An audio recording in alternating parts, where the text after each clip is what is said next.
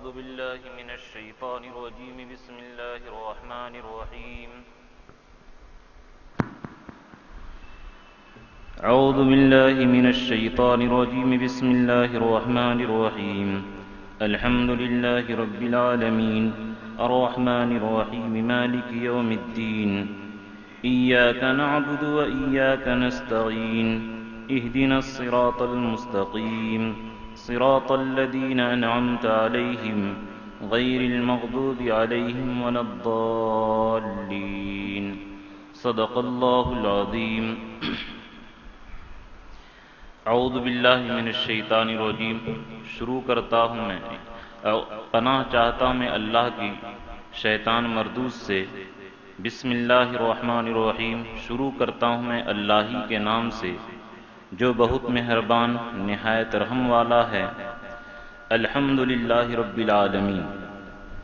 الحمد تمام تعریف للہ اللہ ہی کے لیے خاص ہے. رب العالمین جو تمام کائنات کا تمام جہان کا پالنے والا ہے. الرحمن جو بہت مہربان ہے. الرحیم جو نہایت رحم والا ہے.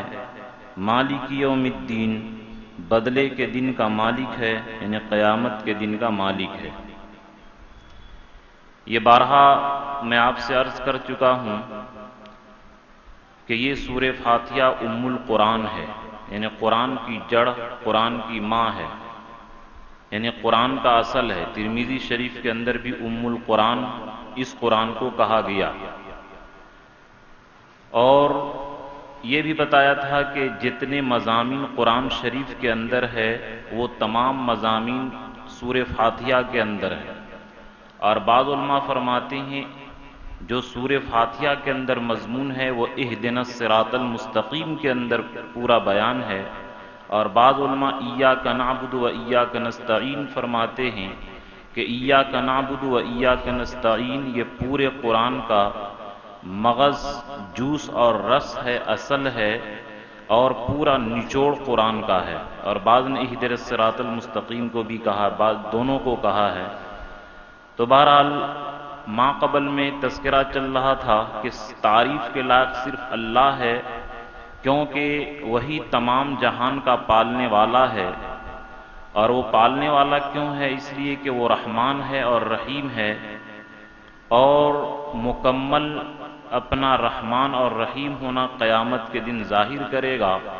تو جب اللہ کے اندر یہ صفت ہے تو بندے کے اندر محبت کا داعیہ پیدا ہوا کہ جب اللہ اتنا زبردست ہے تو ایاک نعبد کہ اے اللہ ہم صرف آپ ہی کی عبادت کرتے ہیں. دیکھیں عربی گرامر کے اعتبار سے، قاعدے کے اعتبار سے فعل پہلے، فاعل بعد میں اور مفعول اس کے بعد میں آتا ہے.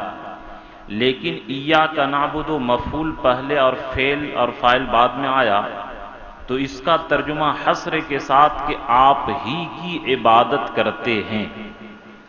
کہ جس طرح انگلش میں ون لفظ بڑھا دینے سے حصر کا معنی پیدا ہوتا ہے، ہندی میں کیول، اردو میں فقط، فارسی میں جزئی نیز، تو اس کا مطلب ہوتا ہے کہ صرف اور صرف آپ ہی عبادت کے لائق ہیں.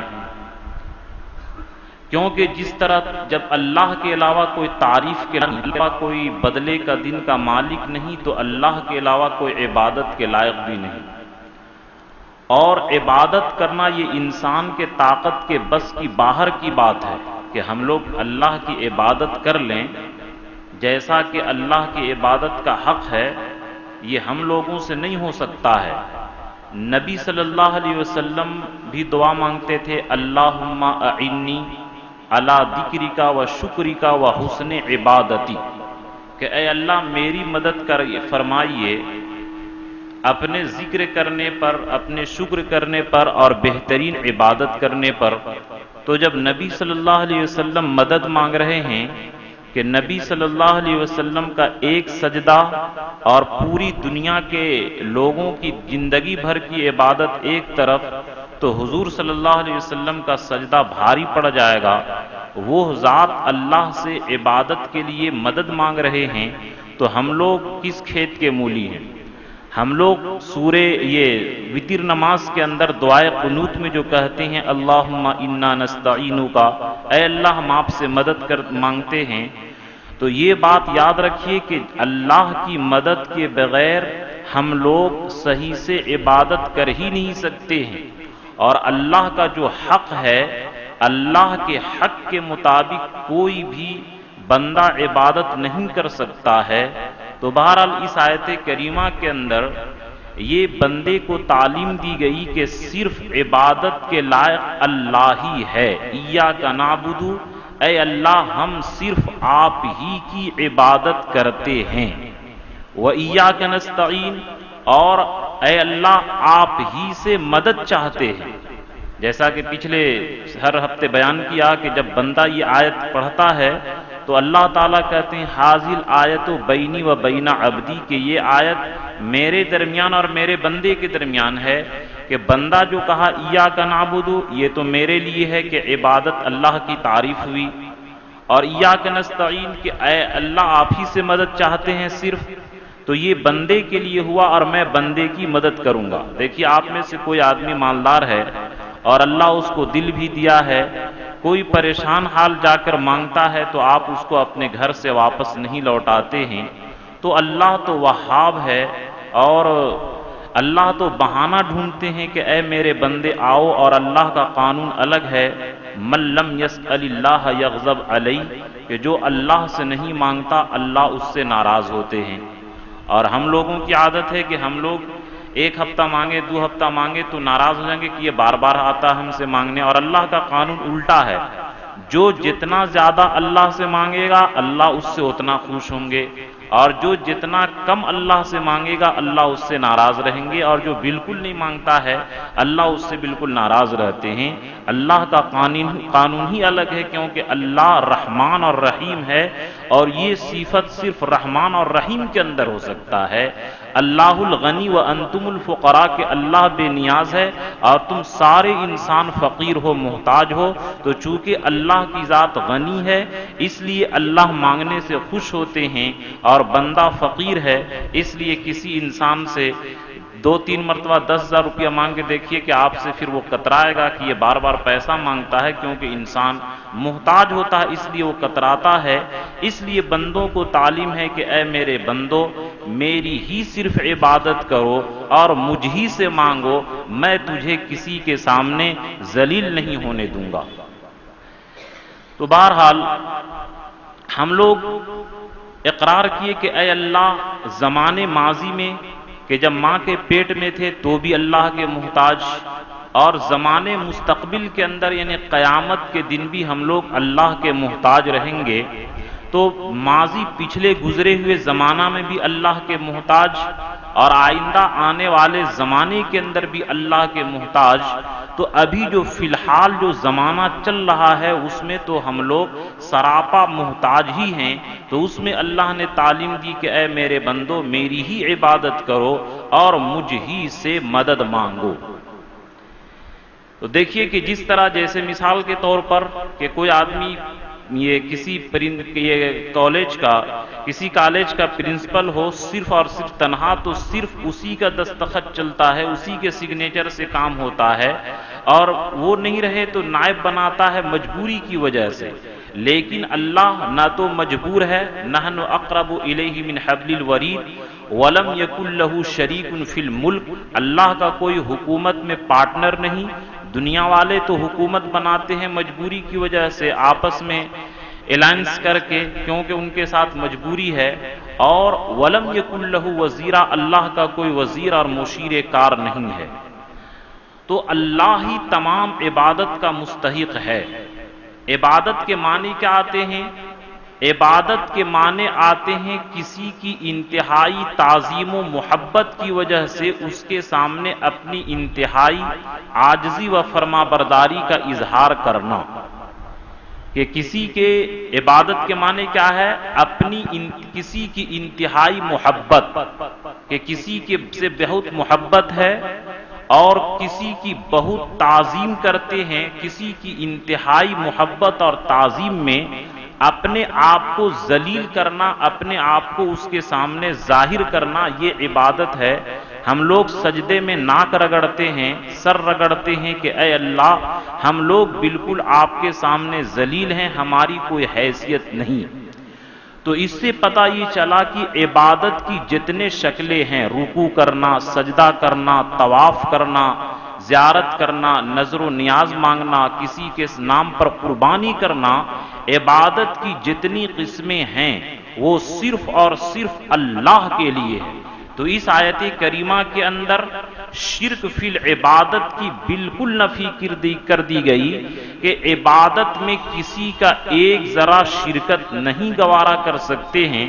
ہم بات سمجھانے کے لیے صرف مثال دیتے ہیں کہ جیسے کہ مثال کے طور پر جن کی بیوی ہے اور نکاح ہوا تو بیوی سے فائدہ اٹھانے کا حق صرف شوہر کا ہے۔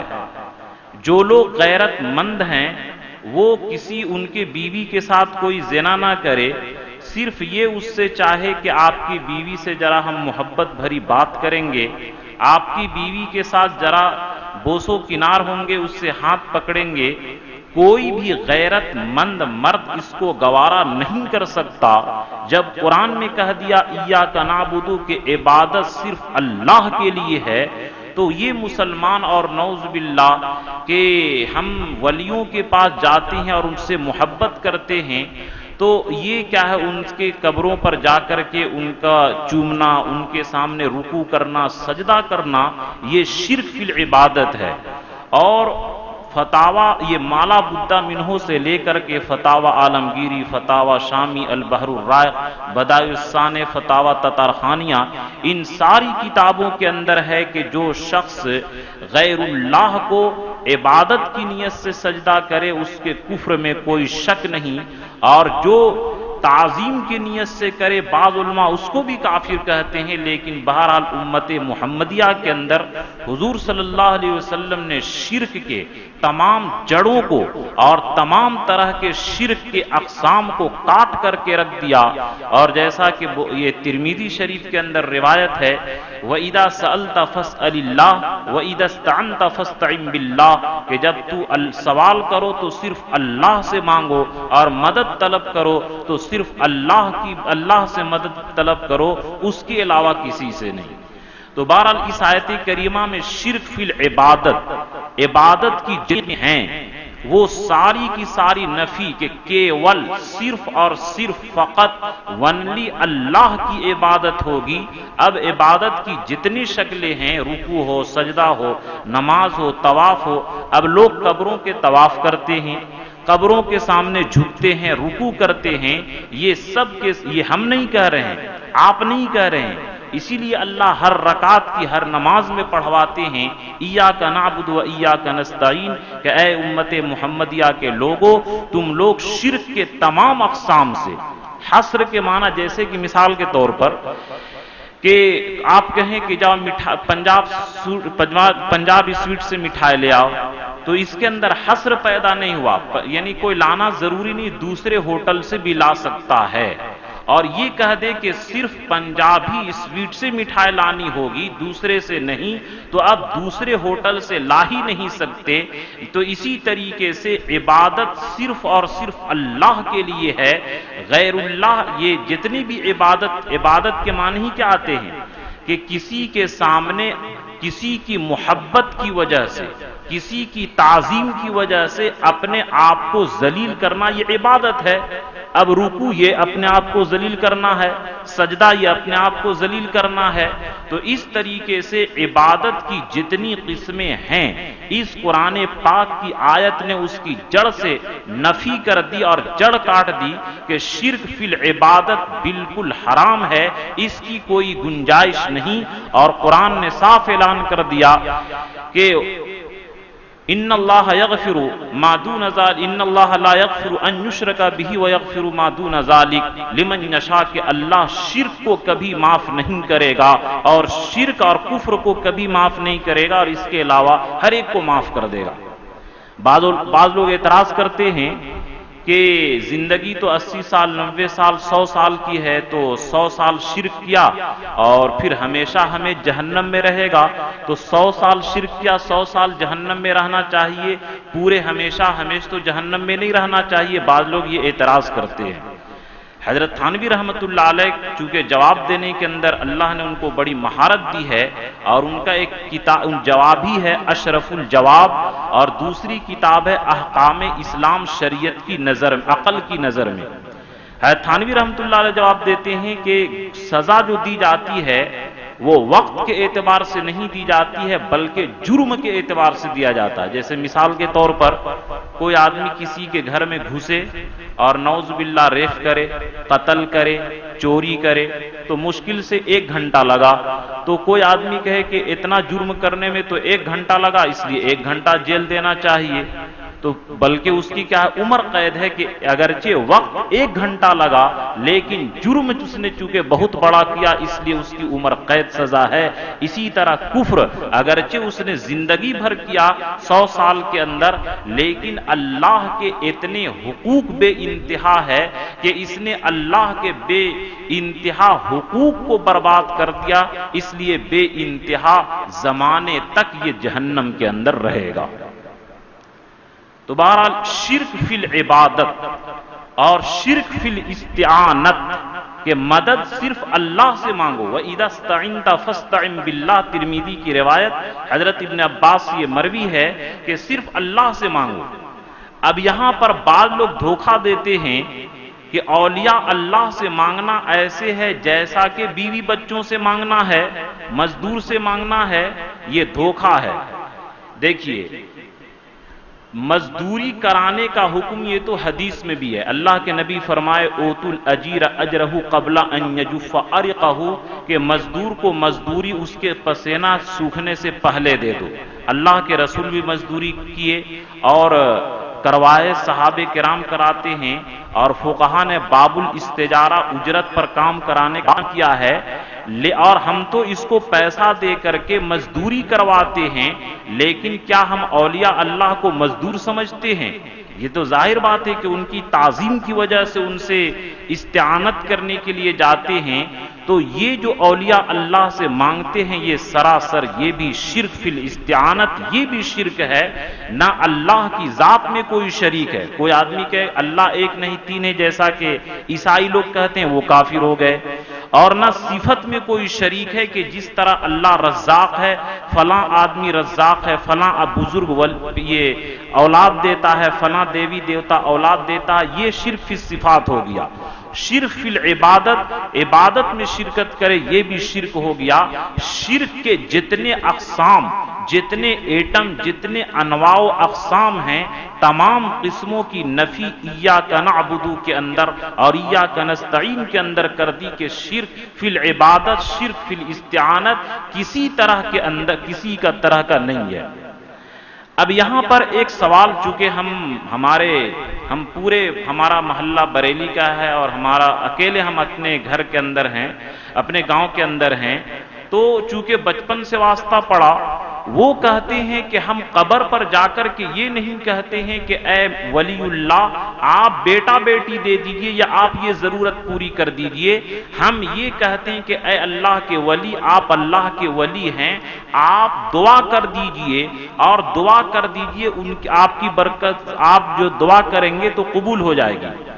یہاں پر ایک بات ذہن میں رکھیے کہ نبیوں کی زندگی الگ ہے، وفات کے بعد نبی زندہ ہیں، نبی زندہ ہیں، اسی لیے نبی کی بیوی سے نکاح جائز نہیں ہے، کہ جس طرح کسی زندہ آدمی کی بیوی سے نکاح جائز نہیں ہے، اسی طرح نبیوں کے وفات کے بعد کسی نبی کے بیوی سے نکاح جائز نہیں ہے۔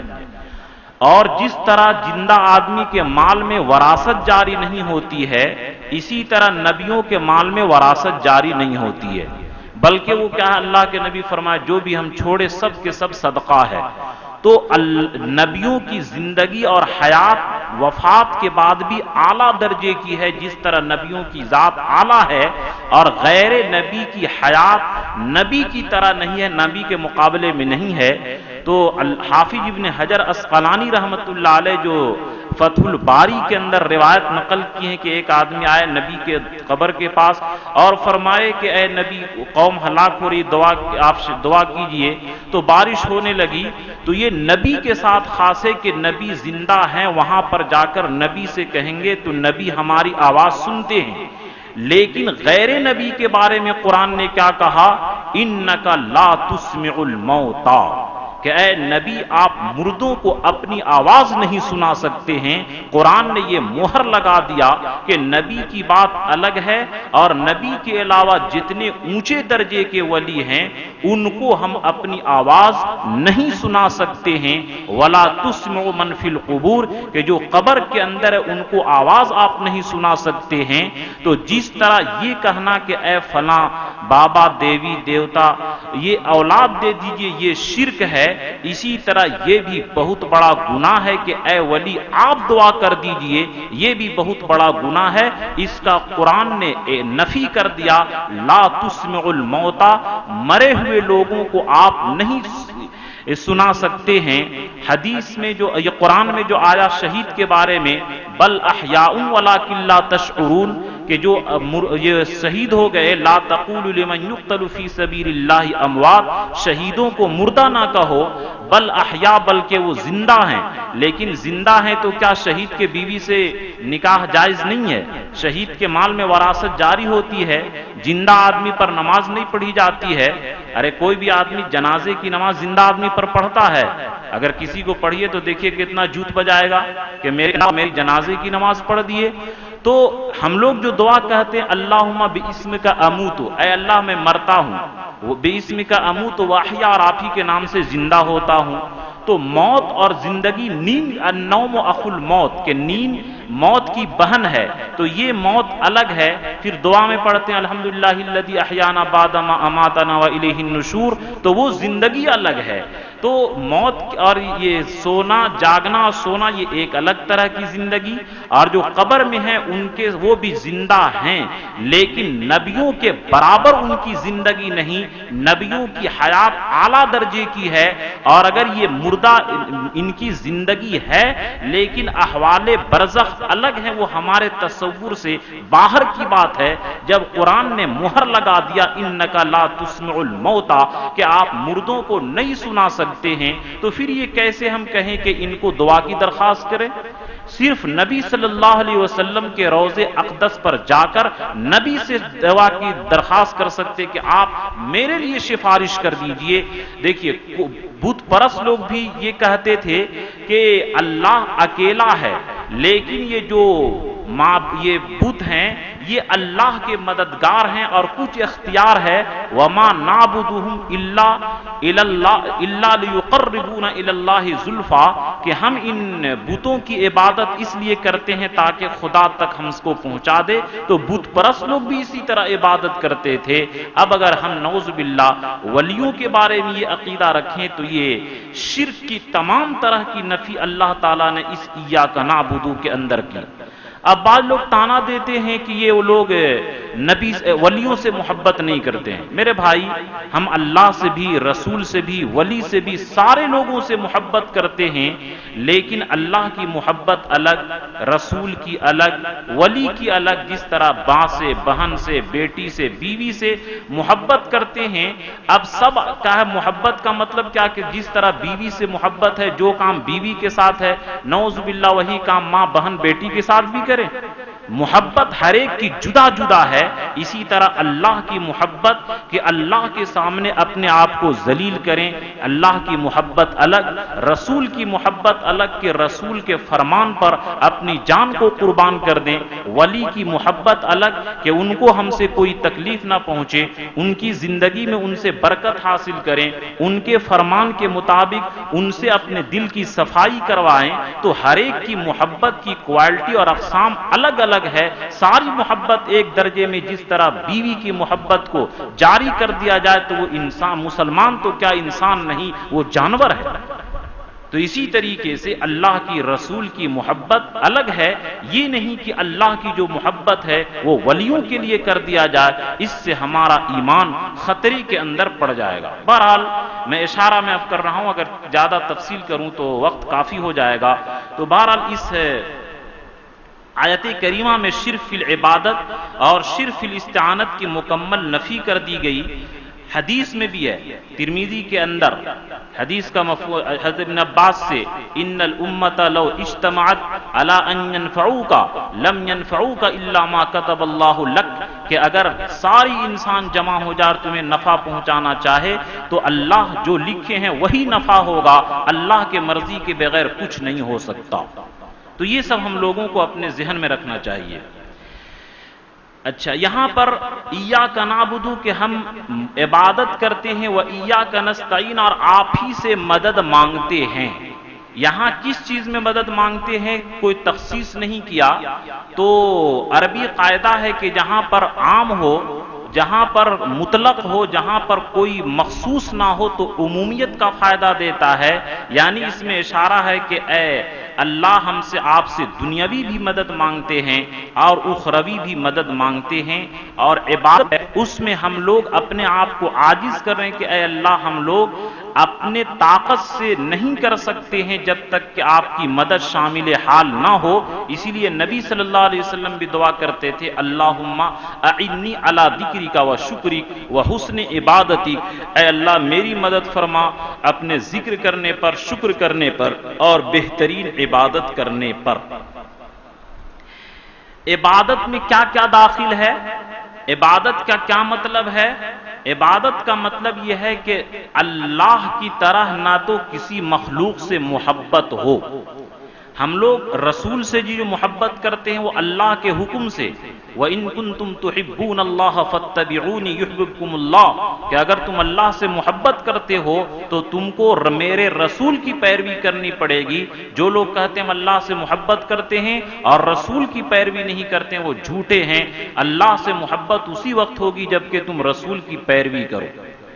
یا اپنے اولاد سے، بیوی بچوں سے محبت کرتے ہیں تو اللہ کے حکم کی وجہ سے ہم کرتے ہیں۔ تو بہرحال اللہ کے رسول بھی فرمائے کہ من احب للہ وابغض للہ وعطى للہ ومنع للہ فقد استکمل الایمان، کہ جو اللہ کے لیے محبت رکھا، اللہ کے لیے غصہ رکھا، اللہ کے لیے دیا، اللہ کے لیے روکا، اس نے اپنے ایمان کو مکمل کر لیا۔ تو بہرحال نہ تو ہم لوگوں کی محبت اللہ کے محبت کے برابر ہو، نہ ڈر اللہ کے ڈر کے برابر ہو۔ آج ہم لوگ یہاں پر ایک بات سمجھنے کی ہے کہ ہم لوگ تو نماز میں کہتے ہیں ایاک نعبد، اے اللہ آپ کی عبادت کرتے ہیں، اور دل میں فوراً خیال ہے کہ نماز کے بعد ٹی وی دیکھیں گے، نماز کے بعد حرام کمائیں گے۔ تو سمجھیے کہ ہم لوگ اپنی حالت پر غور کریں کہ اللہ سے ہم کیا کریں کہ اے اللہ آپ کے ڈر کے برابر کسی کا ڈر نہیں، آپ کی محبت کے برابر کسی کی محبت نہیں، آپ کے امید کے برابر کسی سے امید نہیں۔ ہم تو اللہ سے یہ کہہ رہے ہیں اور نیت ہے کہ نماز سے باہر جاتے ہی ہم یہ گناہ کریں گے، یہ حرام کریں گے۔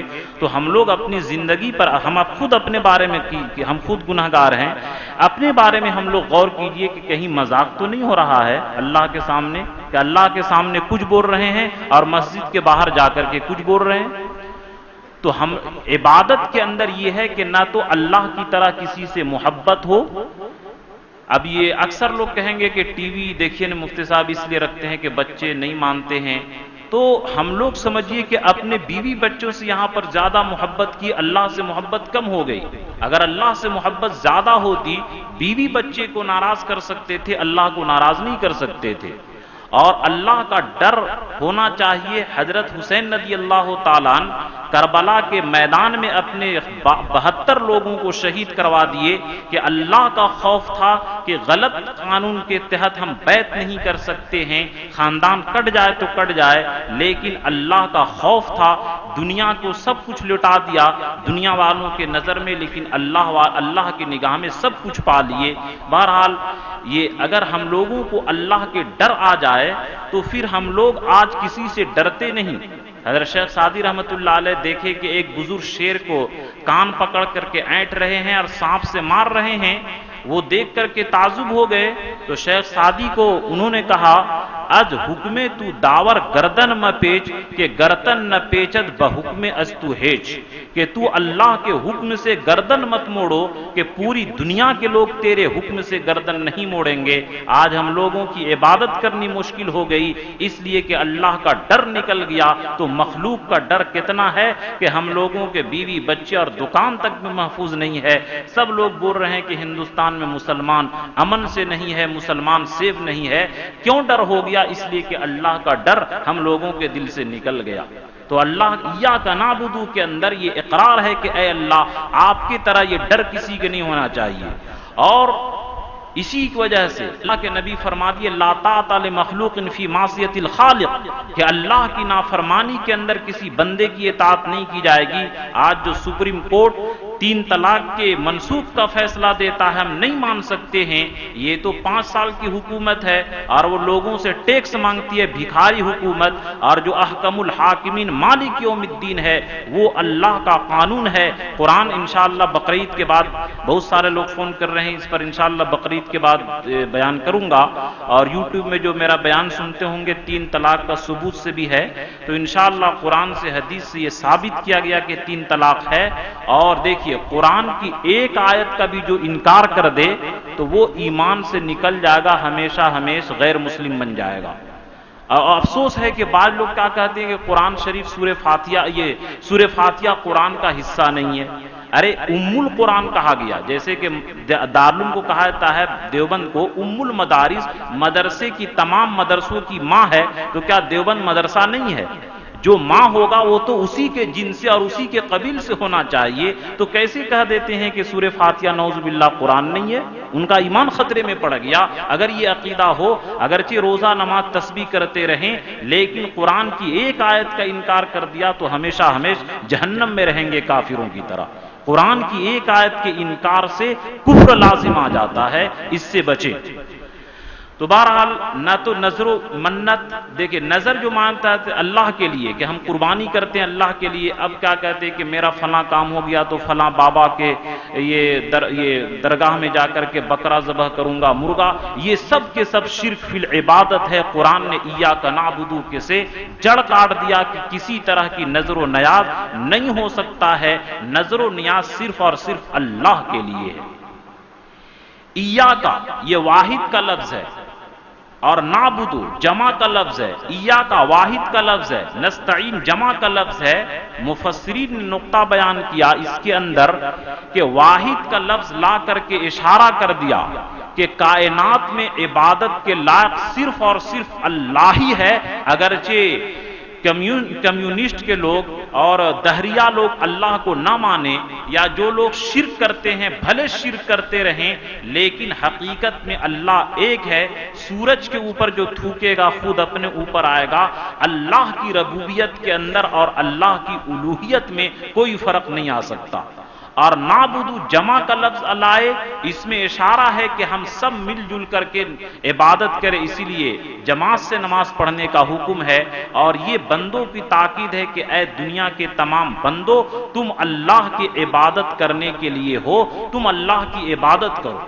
تو بہرحال ایاک نعبد کے اندر ہم لوگ اپنی حالت پر غور کریں کہ ہم لوگ اللہ کی عبادت کا وعدہ کرتے ہیں اور باہر جا کر کے پھر جاتے ہیں۔ چنانچہ ایک اخبار میں آیا تھا کہ امریکہ کے یہ ہم لوگ اللہ کو جو ناراض کرتے ہیں کہ بندہ خوش رہے گا، ہرگز بندہ خوش نہیں رہے گا۔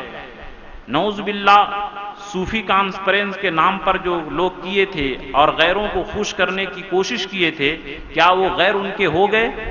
امریکہ کے اندر ایک ویکینسی نکلا کہ جو آدمی یہ آئے اور اس کو انٹرویو دے کر کے نوکری کرے، تو ایک آدمی گیا مسلمان داڑھی رکھے ہوئے تھا، وہ انٹرویو میں پاس ہو گیا لیکن کہا کہ تم کو نوکری اس وقت ملے گی جبکہ تم داڑھی کو منڈوا دو۔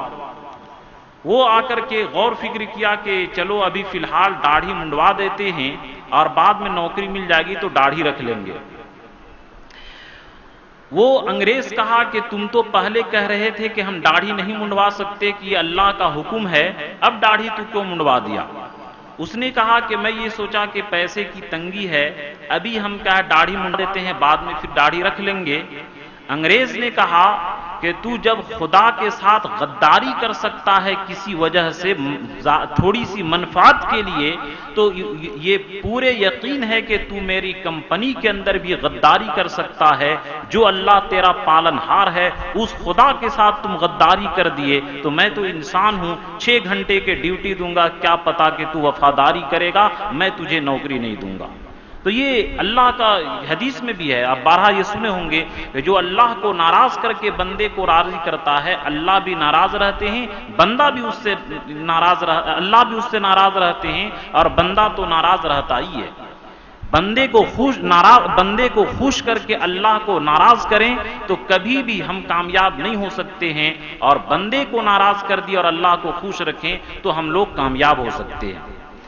تو بہرحال استعانت کے اندر، مدد چاہنے کے اندر یہ ہے کہ ہم لوگ اب مزدور وغیرہ سے جو کام کراتی ہے دنیاوی چیز ہے، اور اس کے اندر کوئی بھی استعانت نہیں ہے۔ استعانت کے اندر جو ہے ایک تو یہ کہ خدا کی طرح کسی فرشتہ نبی کو قادر مطلق سمجھیں، یہ کوئی بھی کافر نہیں سمجھتا تھا مکہ کے اندر۔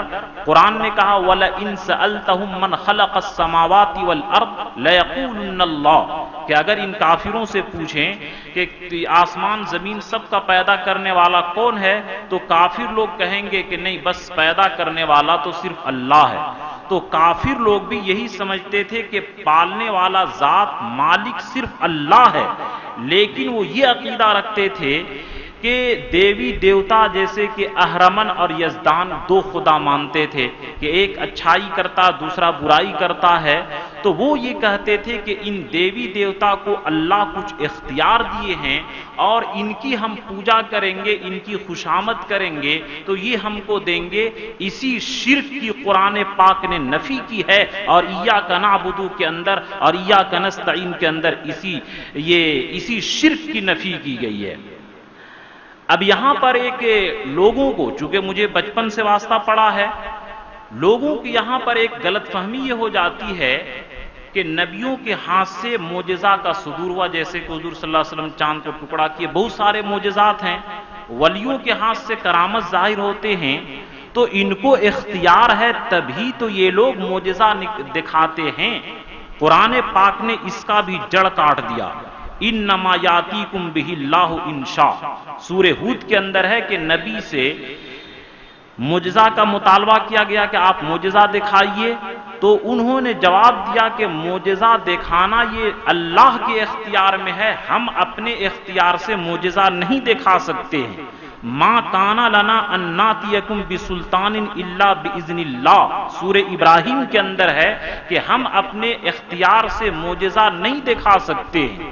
تو معجزہ جو دکھا، وما رمیت اذ رمیت ولکن اللہ رما، کہ اے نبی جب آپ ہجرت کے وقت کنکری پھینکے تو آپ نہیں پھینکے بلکہ اللہ نے پھینکا۔ تو بہرحال نبی سے جو معجزہ ہوتا ہے وہ اللہ تعالیٰ ظاہر کرتے ہیں، لیکن ہاتھ نبی کا ہوتا ہے، اور کرامت جو ظاہر ہوتا ولیوں کے ہاتھ سے، وہاں پر طاقت اللہ کی ہوتی ہے۔ جیسے مثال کے طور پر یہ پنکھا چل رہا ہے، یہ بتی جل رہی ہے، تو اس کو اپنا اختیار نہیں ہے بلکہ ٹرانسفارمر سے اور پاور ہاؤس سے لائن آ رہا ہے تو جا کر یہ جل رہا ہے۔ اگر ٹرانسفارمر خراب ہو جائے، پاور ہاؤس خراب ہو جائے تو یہ پنکھا اور بجلی نہیں چل سکتی، یہ بجلی سے جو پنکھا چل رہا ہے، بتی جل رہی ہے، وہ نہیں جل سکتی ہے۔ تو اسی طرح اللہ تعالیٰ اختیار دیتے ہیں تو معجزہ ظاہر ہوتا، جیسے کہ یعقوب علیہ السلام کہ شہر میں تھے کنعان میں، تو یوسف علیہ السلام کے بارے میں پتہ نہیں چلا، اور حضرت یوسف علیہ السلام مصر چلے گئے تو کرتے کی خوشبو آنے لگی، تو یہ اللہ کی طاقت ہے۔ تو بہرحال یہ معجزہ جو ہوتا ہے یہ نبی کے ہاتھ سے ہوتا ہے، لیکن اپنے اختیار سے وہ نہیں کر سکتے ہیں۔ جیسے کہ یہ بجلی سے چل رہی ہے، بجلی کے اختیار میں ہے ان بتی اور پنکھے کا چلنا، اسی طرح معجزہ نبی کے اختیار میں نہیں ہے بلکہ اللہ کے اختیار۔ لیکن اگر بجلی وہاں سے سپلائی ہو لیکن پنکھا نہ ہو بتی نہ لگی ہو تو آپ کو ہوا نہیں مل سکتی ہے، روشنی نہیں مل سکتی ہے، اسی طرح اگر نبی نہ ہو تو پھر معجزہ ظاہر نہیں ہو سکتا ہے۔ تو اس لیے طاقت اللہ کی مانے کہ ان کے کیا ہے، طاقت اللہ کی ہے، اور نبیوں کی تعظیم کرے، اولیاء اللہ کی تعظیم کرے کہ ان کی برکت سے اللہ تعالی کرامت کا ظہور کرتے ہیں۔ دیکھیے خلاف عادت نبی کے ہاتھ سے ہو تو اس کو معجزہ کہتے ہیں، اور ولی کے ہاتھ سے ہو تو اس کو کرامت کہتے ہیں۔ اس لیے نبیوں کی تعظیم بھی ضروری ہے کہ جس طریقے سے بغیر پنکھا کے ہوا نہیں آ سکتی، بغیر بلب کے روشنی نہیں آ سکتی، اسی طرح بغیر نبی کے معجزہ ظاہر نہیں ہو سکتا۔ تو یہ فرق سمجھ لیجئے کہ جو لوگ بہکاتے ہیں کہ وہ معلوم ہوا کہ کسی کو مختار مطلق سمجھ کر کے اس طریقے سے مانگا جائے تو یہی شرک ہے، اور قرآن پاک نے اسی کی مکمل نفی کر دی ہے۔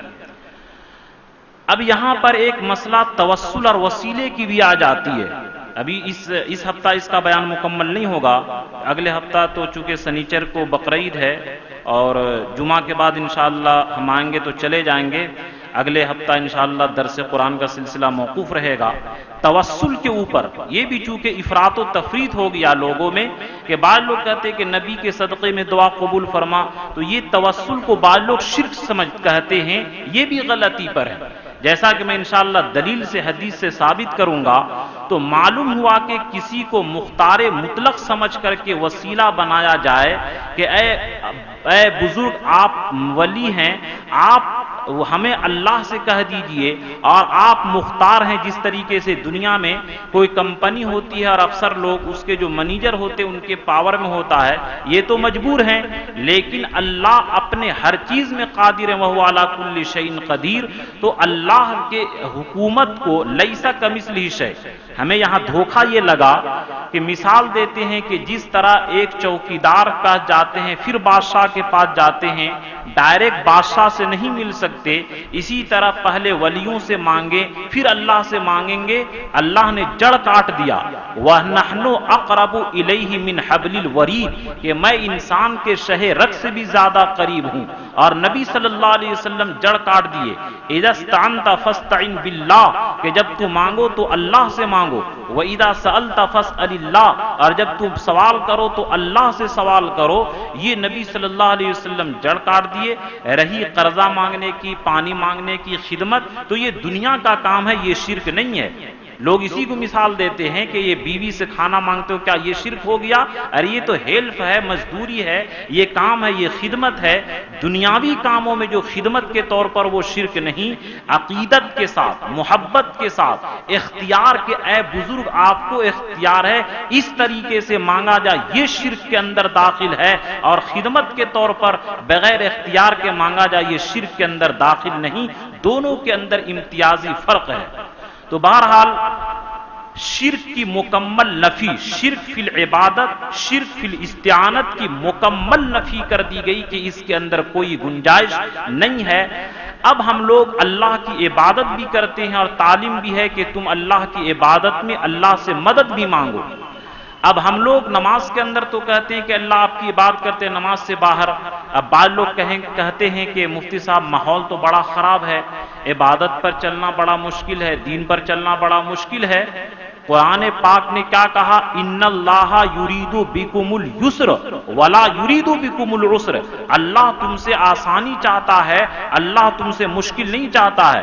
اور قرآن نے یہ بھی کہا لا یکلف اللہ نفسا الا وسعها، اللہ انسان کو طاقت سے زیادہ بوجھ نہیں دیے ہیں۔ دین پر چلنا بالکل آسان ہے، مشکل اس لیے ہو گیا کہ ہم لوگ اپنی من مرضی اور اصول کے خلاف نفس کے غلام ہو گئے، نفسانیت کی وجہ سے دین پر چلنا ہم کو مشکل ہو گیا۔ لیکن دین پر اپنے اصل اصول کے اعتبار سے، اپنی ذات کے اعتبار سے چلنا کوئی مشکل نہیں۔ قرآن نے کہا یرید بکم الیسر ولا یرید بکم العسر، اللہ تم سے آسانی چاہتے ہیں، مشکل نہیں چاہتے ہیں۔ تو اب ہم لوگ یہ تو دنیا میں کہہ دیتے ہیں کہ ماحول خراب ہے اس لیے ٹی وی رکھنا پڑتا ہے، داڑھی کٹانی پڑتی ہے، اور یہ رشوت کھانا پڑتا ہے، یہ گھوٹالہ کرنا پڑتا ہے، اس کے بغیر بیوی بچے کیسے پلیں گے؟ تو حضرت مولانا یہ ڈاکٹر عبدالحی عارفی رحمت اللہ علیہ فرماتے تھے کہ میرے بھائیو، دنیا میں یہ بول رہے ہو، تھوڑا سا تصور کرو کہ قیامت کے دن جب میدان محشر ہوگا تو کیا اس دن ہم لوگ اللہ کے سامنے بول سکتے ہیں کہ اے اللہ آپ تو اس دور میں پیدا کر دیے تھے کہ ہر طرف بد نظری تھی، ہر طرف حرام خوری تھی، ہر طرف رشوت تھی، کیا بول سکتے ہو؟ اور اسی کے لیے تو تعلیم ہے ایاک نعبد کی عبادت کرو، اور تم عبادت پر نہیں جان سکتے ہو تو اللہ سے مدد کیوں نہیں مانگتے ہو؟ یوسف علیہ السلام کو گناہ سے بچنے کا کوئی راستہ نہیں تھا، لیکن اپنا ہمت کیے اور دوڑے، دروازہ کا تالا کھلتا چلا گیا اور گناہ سے بچ گئے۔ تو میرے دوستو، ہم لوگوں کو نماز پڑھنا، دین پر چلنا مشکل ہے تو دو کام کیجئے، ایک یہ کہ اپنی ہمت کے مطابق گناہ سے بچیے اور عبادت کیجئے، اور دوسرا یہ کہ اللہ سے دعا بھی مانگیے۔ یہ دو کام کیجئے گا تو انشاءاللہ عبادت کرنا اور دین پر چلنا ہمارے لیے آسان ہو جائے گا۔ تو بہرحال یہ شرک فی العبادت کی جتنی شکلیں ہیں نظر ماننے کی، کہ بعض لوگ کہتے ہیں کہ یہ کام ہو گیا تو چادر چڑھائیں گے۔ فتاوی عالمگیری کے اندر یہ مسئلہ صاف ہے، نظر اور منت ایسی چیز کی مانی جاتی جو عبادت ہو، جیسے روزہ ہے، نماز ہے، حج ہے، کیا ہے، قربانی کرنا، ایسی چیز کی مانی جاتی جو عبادت نہ ہو، اس کی نظر ہی ماننا صحیح نہیں ہے۔ یہ کہاں سے ہم لوگ لے آئے؟ جب حنفی ہونے کا اقرار کرتے ہیں تو کتابوں کے خلاف کیوں چلتے ہیں؟ بہرحال جو لوگ اللہ کے بندوں کو، چاہے بت ہو یا اللہ کے ولی ہوں یا فرشتے ہوں، ان کو یہ سمجھتے کہ ان کو تھوڑا بہت اختیار ہے، یہ شرک ہے اور ہمیشہ جہنم میں رکھنے والا ہے۔ تو بہرحال کسی کو صاحب اختیار سمجھ کر کے، اس کو صاحب اختیار سمجھ کر کے اگر اس کا وسیلہ بناتے ہیں تو یہ شرک ہے، یہ حرام ہے اور ہمیشہ جہنم میں لے جانے والا ہے۔ اور محض واسطہ اور ذریعہ سمجھ کر کے وسیلہ مانگتے ہیں تو یہ جائز ہے۔ یہ اس کے بارے میں حدیث سے ثابت کروں گا انشاءاللہ، اس کا بیان اگلے جمعہ نہیں ہوگا، اس سے آگے والے جمعہ کے دن انشاءاللہ توسل کے دلائل، چونکہ ابھی وقت لمبا ہو جائے گا، توسل کے دلائل انشاءاللہ پیش کریں گے۔ بہرحال آج کا بیان کا خلاصہ یہ نکلا کہ ہم ہر طرح کے شرک فی العبادت، شرک فی الاستعانت کو بالکل اپنے دل سے، اپنے معاشرے سے، اپنے گھروں سے نکال دیں، اور دوسرا یہ کہ عبادت کے لیے ہم اپنی طبیعت کو بھی چلائیں اور اللہ سے مدد بھی مانگیں اور اپنی ہمت کے مطابق کام کریں۔ تو اس طرح ہم لوگ یہ اللہ کی عبادت، دیکھیے اللہ کی جو عبادت کا حق ہے، جب نبی اقرار کر دیے اللہم لا احصی ثناء علیک کما اثنیت علی نفسک، اے اللہ جو آپ کی تعریف کا حق ہے یا جو عبادت کا حق ہے ہم نہیں کر سکتے، تو اللہ کی شان کوئی عبادت نہیں کر سکتا، لیکن چونکہ رحمان ہے، جس طرح بچے جو سیکھتے ہیں غلطی ہوتی ہے لیکن اساتذہ خوش کرنے کے لیے، ہمت افزائی کے لیے نمبر دیتے ہیں، تو یہ تو اللہ کریم ہے۔ کریم اس کو کہا الذی یؤتی الجزیل علی القلیل، جو تھوڑے چیزوں پر بے انتہا دے اس کو کریم کہتے ہیں، اور یہ اللہ کی ذات ہے۔ تو بہرحال شرک فی العبادت، شرک فی الاستعانت کی مکمل نفی ہو گئی، اور دین پر چلنے کے لیے ہم لوگوں کو اللہ سے دعا بھی کرنی پڑے گی کہ اے اللہ ہم کو اپنی عبادت پر مدد فرما، اور ہمت بھی کرنی پڑے گی، تو اس سے ہم اللہ کی عبادت پر اور دین پر چل سکتے ہیں۔ انشاءاللہ تیسرے ہفتہ توسل کے بارے میں بات ہوگی۔ اللہ ہم سبوں کو قرآن کے ہدایت پر چلنے کی توفیق عطا فرمائے، آمین۔ وآخر الدعوانا رب العالمین۔ اللهم لك الحمد كله ولك الشكر كله ولك المجد كله، اللهم لا نحصي ثناء عليك كما أثنيت على نفسك، اللهم صل على محمد كما تحب وترضى، يا حي يا قيوم برحمتك نستغيث، اللهم أصلح لنا شأننا كله ولا تكلنا إلى أنفسنا طرفة عين۔ اے اللہ ہمارے گناہوں کو معاف فرما۔ یا اللہ قرآن کتنی قیمتی دریا ہے، اللہ کوئی انسان کتنا ہی علم حاصل کر لے قرآن کی مکمل گہرائی تک نہیں پہنچ سکتا۔ یا اللہ ہم ٹوٹے پھوٹے زبان میں اپنے محنت کے مطابق اللہ جو آپ کے سامنے آپ کے بندوں کے سامنے اللہ پیش کر رہے ہیں، اللہ اس کو قبول فرما اور ہمیں بھی اس پر عمل کی توفیق عطا فرما، اور ان سننے والوں کو بھی اس پر عمل کی توفیق عطا فرما، ہماری ماں بہنیں جو سن رہے ان کو بھی عمل کی توفیق عطا فرما، قرآن کے مطابق زندگی گزارنے کی توفیق عطا فرما۔ اے اللہ ہم میں سے جو مقروض ہیں اس کے قرضے کی ادائیگی سے سبکدوشی عطا فرما، جو بیمار ہے شفائے کلی عطا فرما، جو ضرورت مند ہیں اللہ ان کی حاجت کی تکمیل فرما۔ اے اللہ ہم نے جو مانگا وہ بھی عطا فرما، اور جو مانگنے سے رہ گئی وہ بھی عطا فرما۔ ہماری دعا کو اپنے فضل و کرم سے اور حضور صلی اللہ علیہ وسلم کے صدقے طفیل سے قبول فرما۔ ربنا تقبل منا انك انت السميع العليم وتب علينا انك انت التواب الرحيم۔ اللهم انا نسألك من خير ما سألك نبيك محمد صلى الله عليه وسلم ونعوذ بك من شر ما استعاذك نبيك محمد صلى الله عليه وسلم وانت المستعان وعليك البلاغ ولا حول ولا قوة الا بالله برحمتك يا ارحم الراحمين۔